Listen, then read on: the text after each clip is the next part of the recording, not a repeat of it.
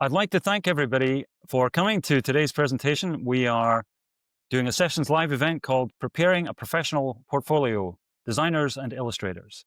Why are we doing that? Well, in the creative professional space, it's all about having a polished portfolio. It's how you land a job or a gig. Designers and illustrators are constantly refining their portfolios to select and organize their work to impress clients and employers.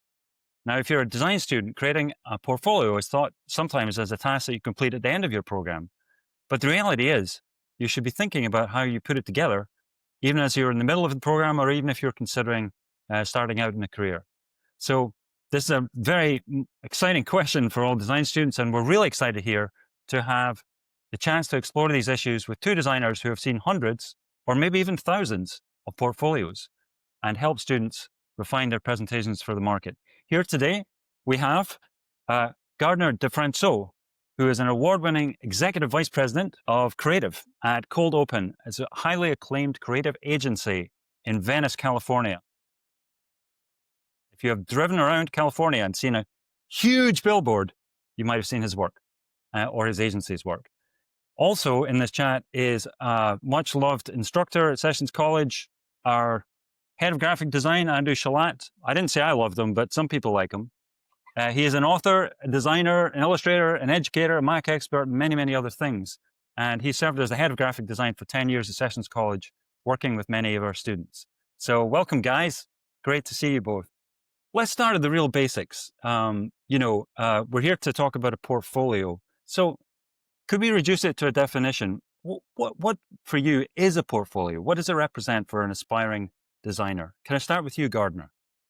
Yeah, portfolio is just a curated work, I would say your strongest work that you've put together to try to illustrate your drive for creativity and to show who you are creatively in a book form or a digital form or however that would be. That's not too long-winded. No, that's good. That's a long sentence, but great definition. Andrew, what do you think? I mean, you're working with portfolios right now. What would you add to that? I think Gardner actually encapsulates it very well. If you think about like what the word means, because sometimes I start from a literary basis a lot of times, but if you think about what it is in different languages, I think okay. So in Italian, portafolio is your wallet. In a sense, what we carry in our wallet as designers is it's our currency. We carry our currency with us. And so if you think about the portfolio, which also, if you break it down, literally, it's a sort of a movable page because a folio is a leaf or a paper.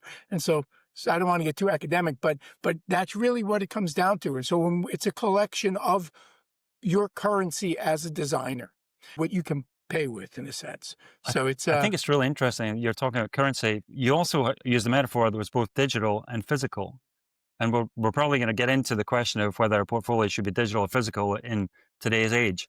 But before that, can I put you guys both on the spot and ask you, is there a time in your career where having a really great portfolio was important to you? Probably at the beginning of your career would be one of the strongest times because that's where you're trying to get your first in with a studio. Once you're in a field, I think it starts to get a little easier to continue to move up, but to dig in first, I think it takes time to kind of figure out what you want to present, how you're going to present it. And I know that's changed over the years. But I think that for me, definitely the beginning was a little bit more involved than what it is now. Was there a job that you got, Gardner, that you remember that was just because you put together a really great collection? Well, I think that my first job in entertainment advertising, my portfolio, I won't say was the strongest at the time, but luckily they were looking for interns and I could work for free. So that was my in. A great talent. I don't know that they were impressed with my book at the time, but I did get the shot and that's all it took to start working.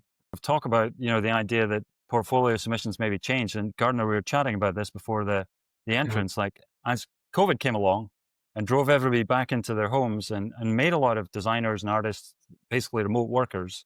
to a larger extent than they ever have been in the past. There's much more remote presentation and submission of portfolios. So, Gardner, can you run us through like the scenario today when you're getting a packet from a few applicants for a position? How does the portfolio come to you, and then what kind of things are you looking for?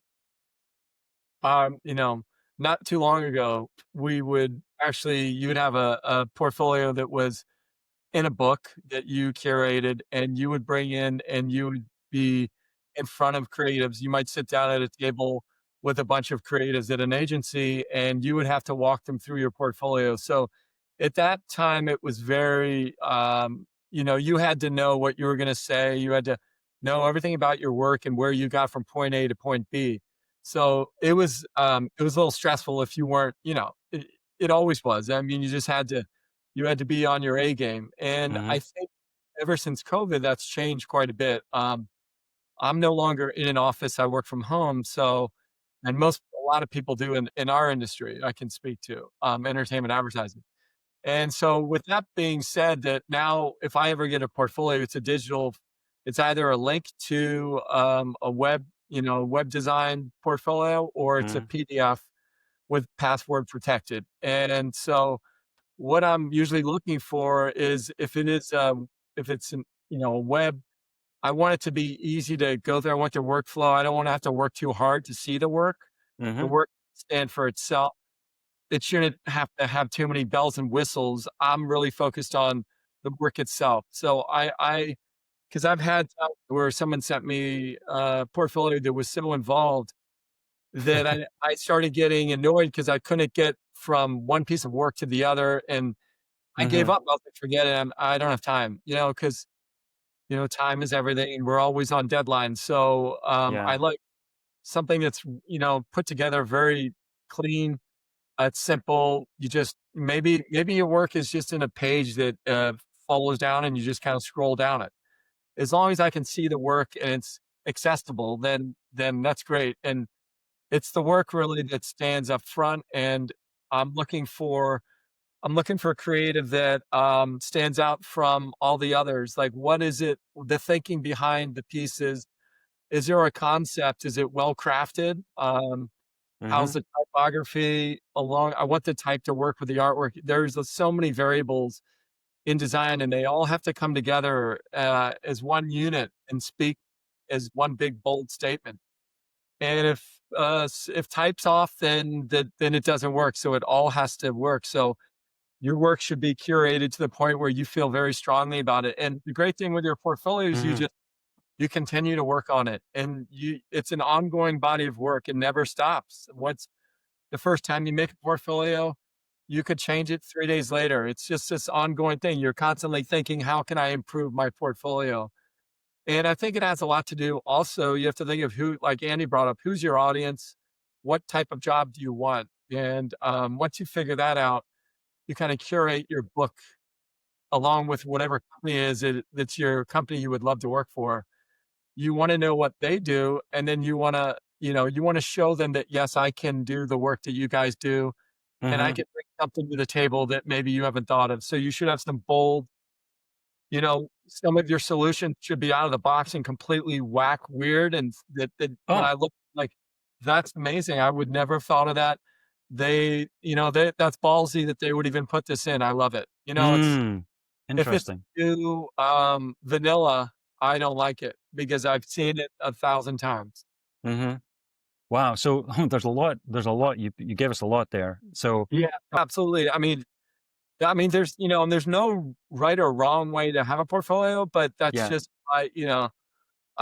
I think you definitely should have some safe work, but you definitely should have some work that's pushing boundaries, and maybe is just not what most people would think would be the solution to a problem.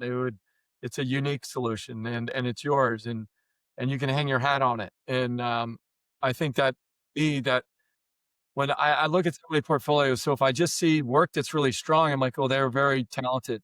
Hmm. But then when I see a book that's right next to it, it's strong, but then there's pieces in it that I'm like, "Wow, that's super bold and cool. I love it." Like, I'm gonna hire that other person. As you said, we've gone from an era where you would come in with a physical book, as Andrew's talking about, like, array your work in the right order because it's going to be Yeah, viewed sequentially, and true. you're expected to present it. What if the individual is not there? Is it Mhm. true that the work has to speak for itself? Like, and how do you explain the work? Is it a mistake to try to explain what you're doing, or is it better? Well, I guess, it really depends on the type of job that the applicant is trying to apply for. Meaning, in Yeah. my industry, entertainment advertising, when you're looking at so what I do is mostly key art design, movie posters, outdoor billboards. So every piece, I won't say that every piece has a complete concept, right? Some of it is just strong design that just works. Hmm. There are some pieces that when you really look at it, you're like, oh, there is a concept. So I I think that the work should stand for itself in the sense that when you look at it, you're like, oh, that's well done, well crafted. There is a concept to it. If you need to explain your work, I would say maybe it's missing the mark. Hmm. Uh, but that's not always true. I mean, I know that there's been times where we, as a company, we've put together a presentation and I wasn't able to talk the client through the work. But then when I got them on the phone and we started talking, I said, well, we did that. And I started telling them about it. And they're like, oh, I totally missed that. I didn't even know. Wow. Now that you bring that up. So it's possible that when you're designing it, you do have something in there that people might, as an oversight, miss. But Hmm. Hmm. the point is like, I mean, you were asking, do you have to, what exactly was your question one more time? And I can Well, maybe, it's about like the evaluation of the candidate. You must. It sounds like in your area, like the work itself must stand alone. But there yeah, will be a situation, presumably, where you interview the person because you're also trying to assess whether you can work with them and are right. they a good fit for your team and so on. So are those aspects kind of separate in a way from their actual work? Well, I think, as we were talking about, I think it has changed a bit, right? So if someone came in with a portfolio and I was actually meeting with them and going through it, I would definitely ask them questions regarding their work and they should be able to speak to their work and give me, answers to whatever questions. How did they get to this point?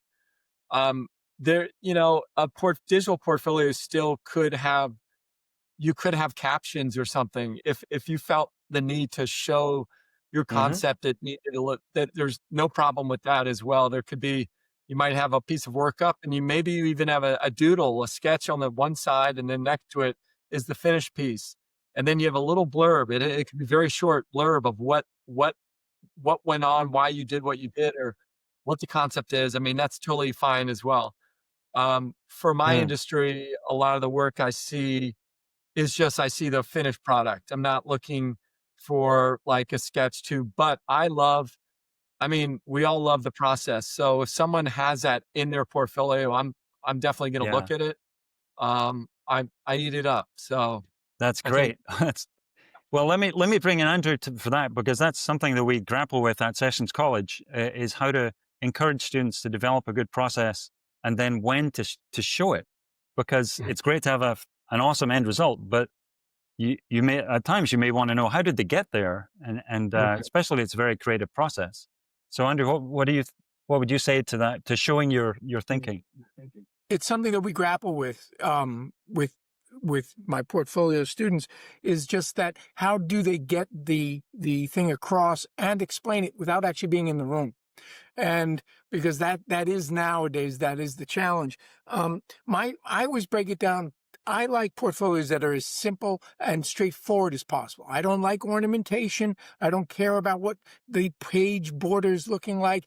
I want to see the thing. And I always emphasize this with my students, and I think Gardner might agree. It's what does this thing do? What is it? What does it do? How did you maybe arrive at it? And those Hmm. Hmm. are the main three things that I want to see on the page in front of me. So what I do is like sometimes it's you have a logo, then I say, okay, logos are fine, but you need context. And so I have them say, how does this live in the world? And Hmm. so you do that through a mock up or something when you say you see the final piece. But I always want to see how they got there as well, just because if I'm going to work with somebody, I want to see what their process is in a sense, or if they're teachable. But Hmm. also I want to make sure that they can make their decisions and that there's a reason behind it. And that can be visual. What I started doing, and Gardner, I don't think I've talked to you about this, but I have what I like to call a colophon. It's a little thing that it sort of explains. It's a visual explanation of what went into this thing, like to the side, almost like a key in a map. If you look at a map and they have the key that says what the road is or what the scale is and stuff. So what I try to have them do is I say, give me the basic, if it's spot colors or brand colors or something, show me what the colors are. Show me what the main typeface is. Just spell it out there in a little box somewhere to the side. That right there will tell the person that's looking at it, at least this is my theory, that it'll tell you this person is not just, oh, I can do something pretty without knowing what I'm doing. There's actually a technical aspect as well. So you can sort of rely on the fact that they did make a decision about the type. They did make a decision about the color. And it's something that's subtle, but I like to put that in since COVID, really, and since the idea that we weren't in person to say, oh, I chose this because of that, you're not there. So one other thing, just to step back, because Gardner mentioned a bunch of things that I thought were interesting. What underlying all of that, you say when you're aware of the audience, that means you have to do research for when you're curating your book. Always look up who you're going to meet with. What kind of stuff do they do? What direction are they going? You have to have a critical eye to who you're talking to. And so if you're going to be dealing with someone in film and TV, you should know what kind of stuff they generally do so that you can then adapt your book to that, or at least talk to it in some way. Skills, it seems, can be taught. Photoshop, we're right. Gardner, you can disagree, but I think you and I have spoken about this, where it's about the ideas that go into. That's why. So if you can come up with an idea of something that's wacky but works, or just daring, ballsy, like you said, I think that sometimes you need that as well as the safe pieces. So we're getting to the idea that when you're looking at a portfolio, both of you guys, there are certain things that you're looking for in terms of concept, design, typography, almost a checklist of things that should add up to something, a powerful message. When you're looking at portfolios, this is maybe a little awkward to say, but you're looking for the best one, and you're also kind of eliminating other ones, aren't you? Because you've got a whole stack of them that just came in. What are some things to avoid if we can mention those terrible things that people do? Can I answer? And it's type misspelling. Misspelling is a thing to be avoided. Typos, very big deal. Always check your work. I run across that a lot.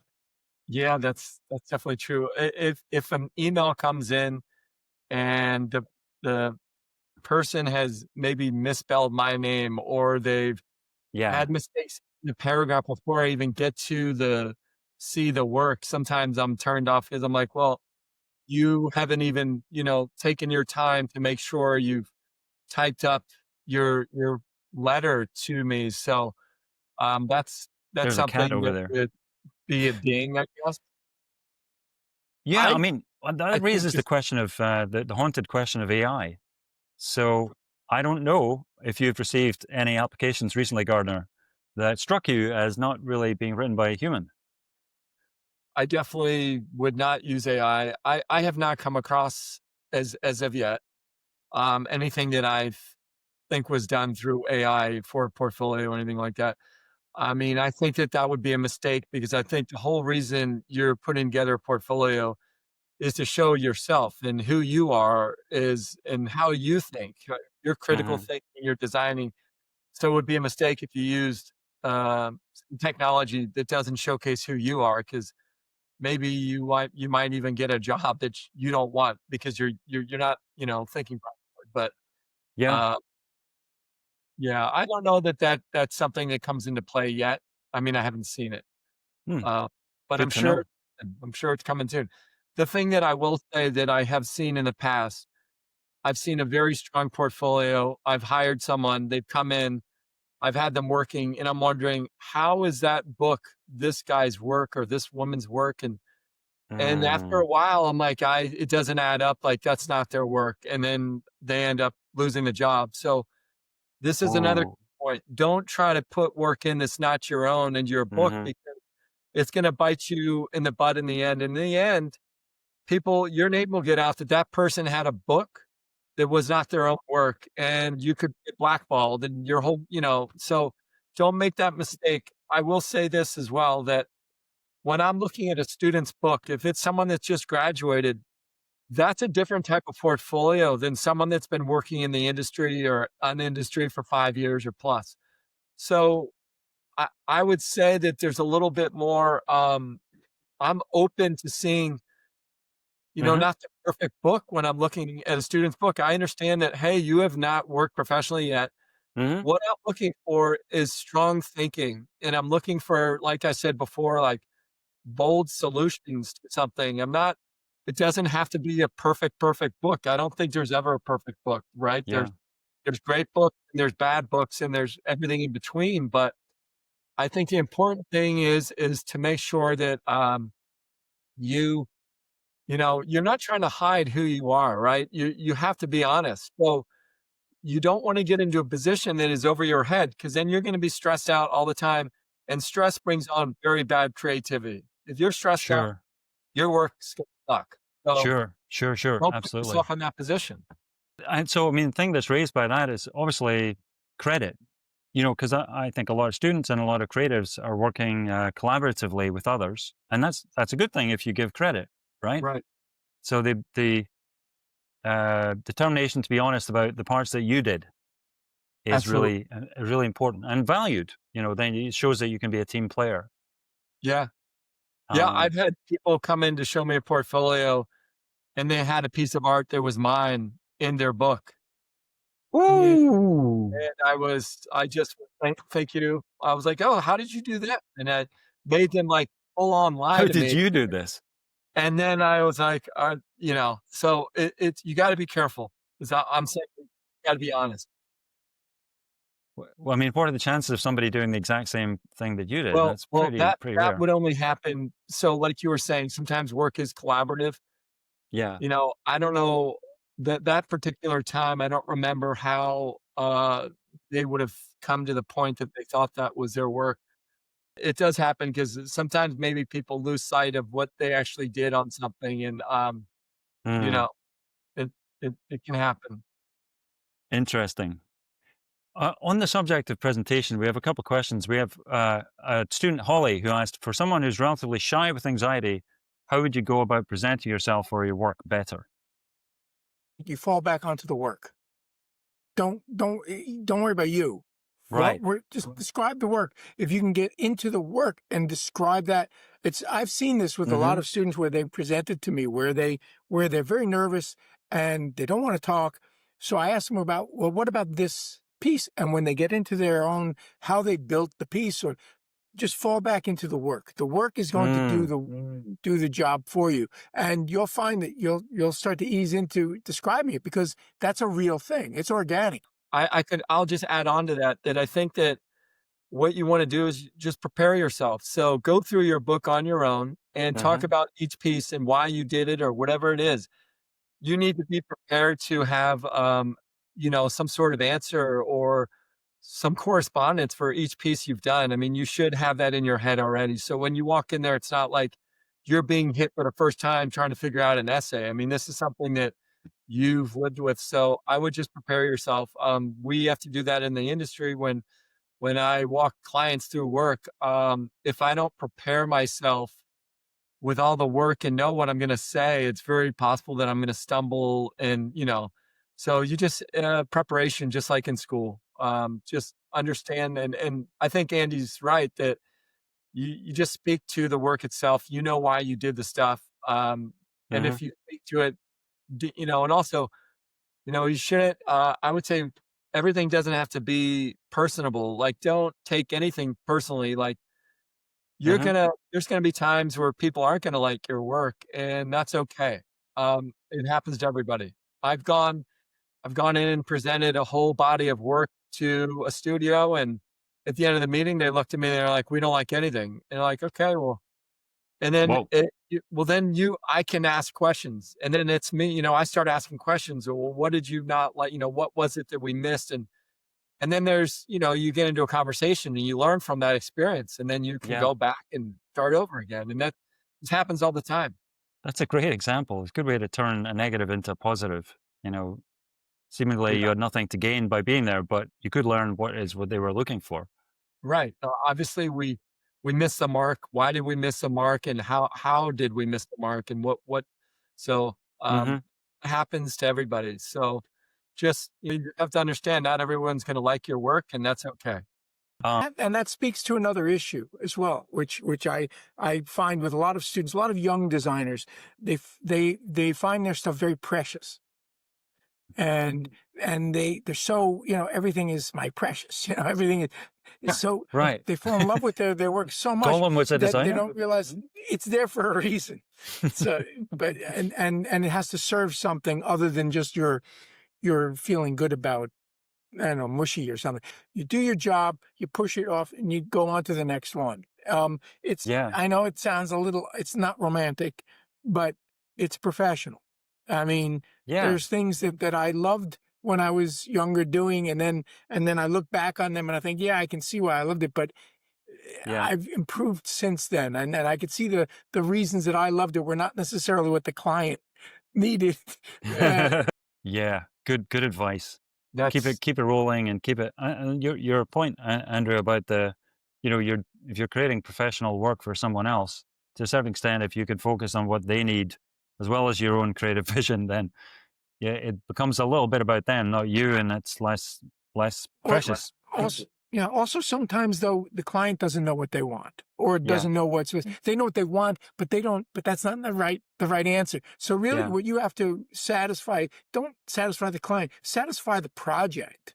I Mhm. think if you understand the context of the project, then even Mhm. if they don't like it, they'll see it. You can change it a little bit. But I've had clients that were very, very focused on what they liked, Mhm. which wasn't, as I saw from a broader perspective, wasn't necessarily what this would serve the project so much. And so I would quietly, not say it out loud, but I would try to solve what the project needs Mhm. and know that they're hiring me for a reason, because I have a sense of what to do with this stuff, how to lay it out, what to use, and so, and it's not my ego. It has to do with knowing that I have to honor the project and honor the thing that I'm working on more than I do kiss the client's uh, ring. No, I that's think good. that'll come. That'll come. Right, right.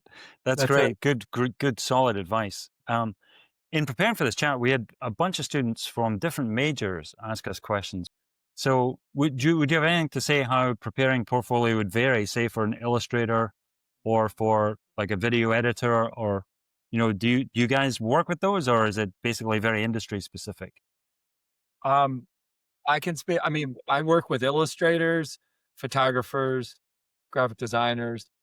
Um, that's pretty much it. So the books that I see come from those three different areas. Hmm. Uh, and I would say each of those books definitely are different, catered differently. And um, looking at an illustrator's book, I think you're looking at, well, it depends. Like, so for my industry, Yeah. what we do, what we're looking for, sometimes we're looking for an illustrator that can actually just sketch black and white drawings to try to that we would present as sketches. But then we also hire illustrators that are doing finished quality work that is very stylistic. So, Hmm. and these are totally two different areas. So depending what you want to do with your illustration, are you trying to get hired to do, production drawings? Are you trying to get hired to do black and white renderings? Are you trying to illustrate finished pieces that look like, you know, hard graphic, or, so obviously you have in mind what it is that you do, and that should just be shown. Now you could also, though, you could have different sections. You might have three different sections as an illustrator. You might have one, here's all my just my black and white sketches or likeness or whatever. So I can draw, whatever you need. But then here's another section of all my finished illustrations that are completely colored and graphic and speak Mm, to a style that I really like to do. mhm, Mm. So I think you would just show really what you like to do, but also what you can do. mhm. And it sounds like pay attention to what the job is, the Yeah, specific yeah, task in a team, a creative team, which might be a short-term thing or might be longer term. yeah, yeah. And photographers too.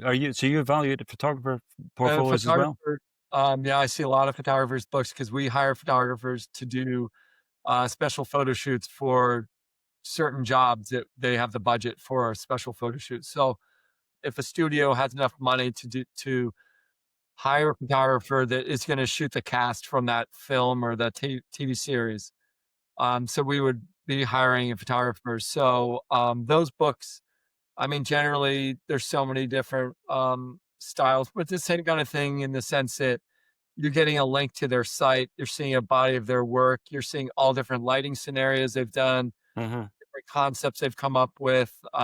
So it's a big range of work. And, depending on what project I'm looking for a photographer, that's when it depends on what style I'm looking for. So I'm usually looking for a certain particular type of lighting that I'm looking for. I think once again, you're having a body of work that shows the breadth of your lighting, what you really focus on, what you like to do. That should be a big part of your work.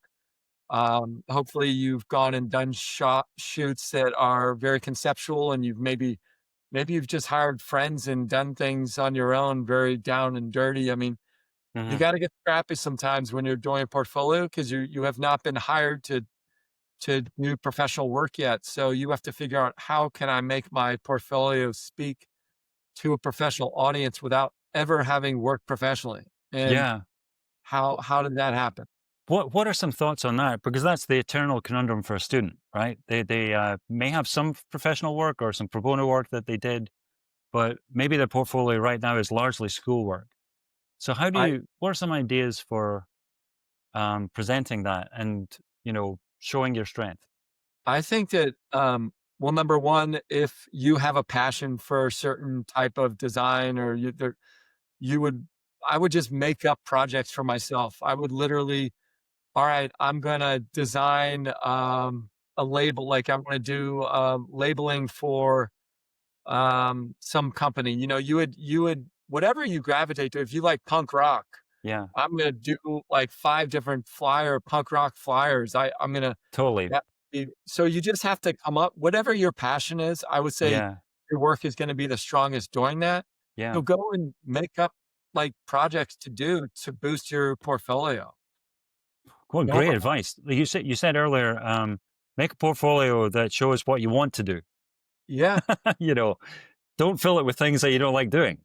yeah, that's true.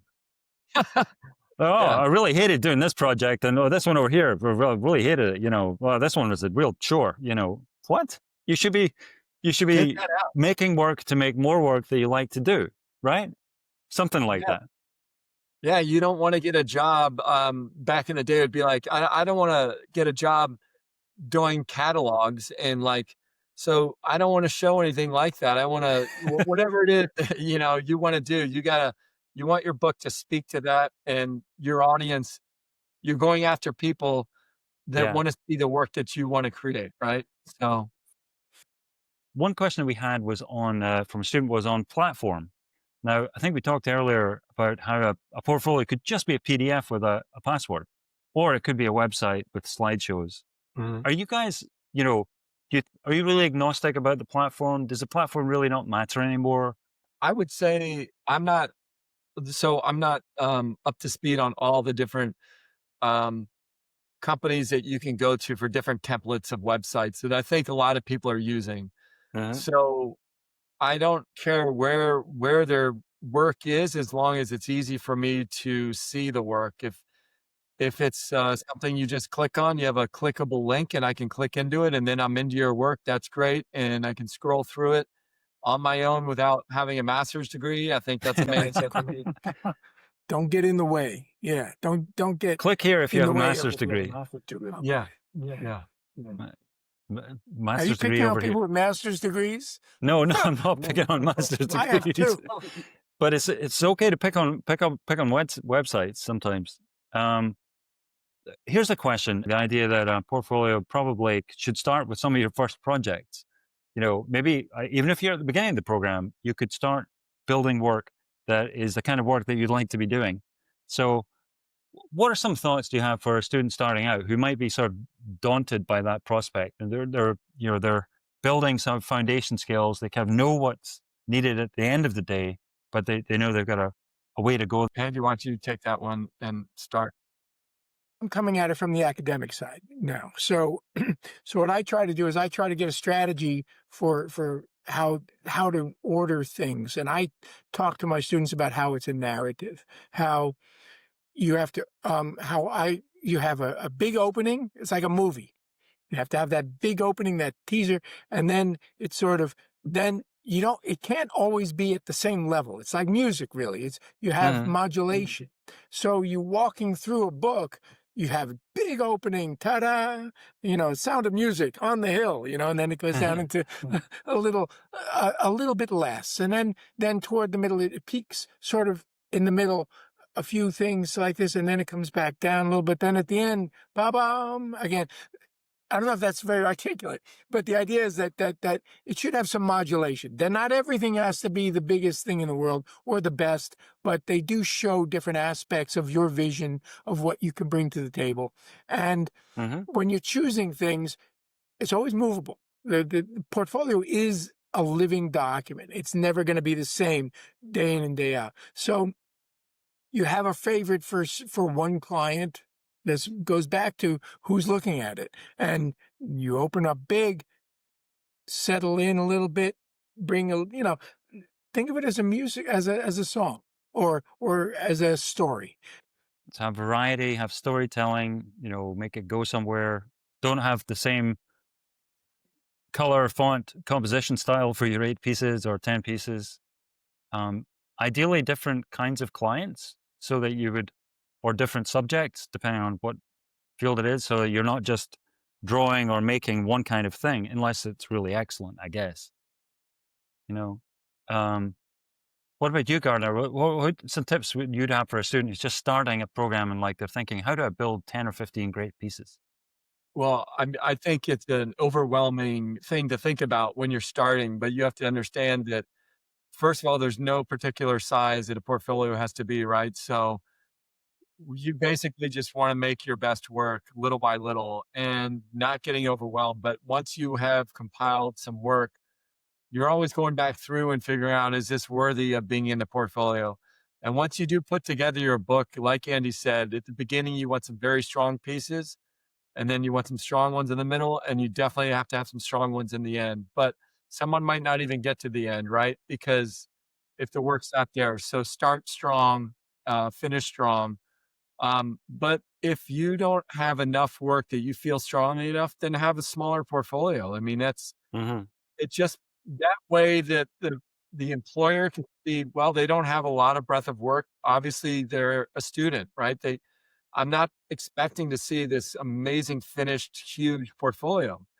What I want to see is I want to see great thinking. I want to see great ideas. I want to see well designed, and I want to see some storytelling. I want to know a little bit about that person by looking at the designs I'm looking at. And I want to come away from that thinking, wow, you know what? That was really cool what they did. I love that work. I'm calling them up. There's got to be something that hits me over the head. It's like, that's not professional work, but that's so smart that they did that. I love the thinking. And you have to also, I would say one other thing, and Andy and I have talked about this. Now, what we do, graphic design, a lot of it's done on the computer. Everyone's using fonts. I love hand done things. So remember that some of the strongest work comes from a hand done logo or a splattering of paint that you've done on your own that you scanned in. And you got to think outside the computer. The computer is just a tool to use to put together the work, but not all the work needs to come from the computer. I love work that's done by the hand. Yeah. pencil. You get on a pencil and you make a logo with just black and white pencil and you scan it in, take a photo of it. You just have to think outside of the normal streams. I mean, so just be bold. Um, I'm going to say something. Someone one time brought in a portfolio and he had a business card they had in the portfolio. And it said the guy's name. And then he had a little slogan that said, whatever the F you want. But he said the word, he spelled out the word. When I saw that, I was like, I'm calling him right away. I can't wait to work with this guy. No way. Um, I ended up hiring him and I worked with him for a while. But so that's why I always say you just have to do something to stand out from the clutter, right? What can you Yeah. do to make sure you stand out in a good way or bold way, whatever it is? Very good. I think Absolutely. that's a really strong way to consider almost wrapping up this chat. You guys have given us some tremendous words of wisdom. Do you have any sort of parting thoughts to students who are starting out? Like, what would you say to an aspiring creative who's just getting started with this whole thing, who loves design? What would you say to them to encourage them to go forward? I think one thing to do is I think a lot of research. And with a lot of research comes your wealth of design and understanding why things work and why things don't work. And when I first started, I used to, this was, a long time ago. So the computer was there, but we would have to find scrap. I used to go to bookstores all the time. I'd buy books, I'd Xerox things. And what I did, I bought notebooks that whenever I saw something in a book I loved, I would Xerox it and then I'd glue it into this book. So Hmm. I curated a book of all this work that was not my own, but it Yeah. inspired me. Hmm. Have to be inspired to create good work. And I'm not saying you can't come up with creativity on your own, but you're very visual and you pick up cues from everywhere in the world and you have to compile all that information and put it make a folder on your desktop that says cool scrap. And Hmm. whenever you see something cool, you throw it in there and you throw it in there. And after a few years, you're going to have this huge body of work. It's not your own. But when you go, you want inspiration, you go there, you look at it and you're like, that's cool. That's cool. I want to do something that cool. I'm going to do something. And you just have to always stay inspired. And that's every day. Every day you got to wake up and you want to be inspired by the world around you. So start just focus on that. Awesome. Andrew. Well, how can you top that? Oh, Exactly. it's pretty good, I isn't it? think he's in the professional world, and this is exactly what a professional does. And we're teaching students to be professional. So from the school part of it is exactly, you have to realize that as a designer, you're living in a world where everything surrounding you is designed by something or someone. Every single thing surrounding you, as you look around your room, you look down the street, someone had to make a design decision about why that sign looks like that, or why the height of that table is 30 inches or 48 inches. Why is this thing positioned here instead of there? If it's good design, if it's bad design, what you do is you train yourself as a designer to see the world that way and to say, why does this work and this doesn't work? The idea of user experience and user interface is a Hmm. daily thing. And that makes you a complainer. but we go through life. We go, oh, I could have done that better. Why didn't they do this? Or go to a restaurant and you look at the menus and you go, oh, that was a mistake. Or or you say, oh, that's a great thing. I've stolen more table tents from restaurants in the same way because I go, Yeah. that's a great idea. I'm going to take Yeah. that, and I'm going to reuse that, or it inspired me to do something different. It's exactly what Gardner says. You look at the world as fodder for your creativity and for what you can learn from everything. And that's everything. But I think that he said it great. You collect things. We become collectors of things so we can then bounce back off of them later. But realizing that we are all, in one way or another, we're all designers. It's just how well or how articulate we can be as designers to produce our own stuff. Mhm. I think that's pretty much why I got into teaching for that. Great. Yes. So both of you gentlemen, fantastic. Thank you so much for spending the time tonight to present on this topic, which was preparing a professional portfolio for designers and illustrators. So thank you to Andrew Shalat, Head of Graphic Design. Thank you to Gardner DeFranceaux, Creative Director in LA. Thank you for sharing all of your wisdom. And I'm sure students throughout this chat have been scribbling down and collecting lots of sources of inspiration from the chat. So thank you again, gentlemen, and thank you everybody for attending.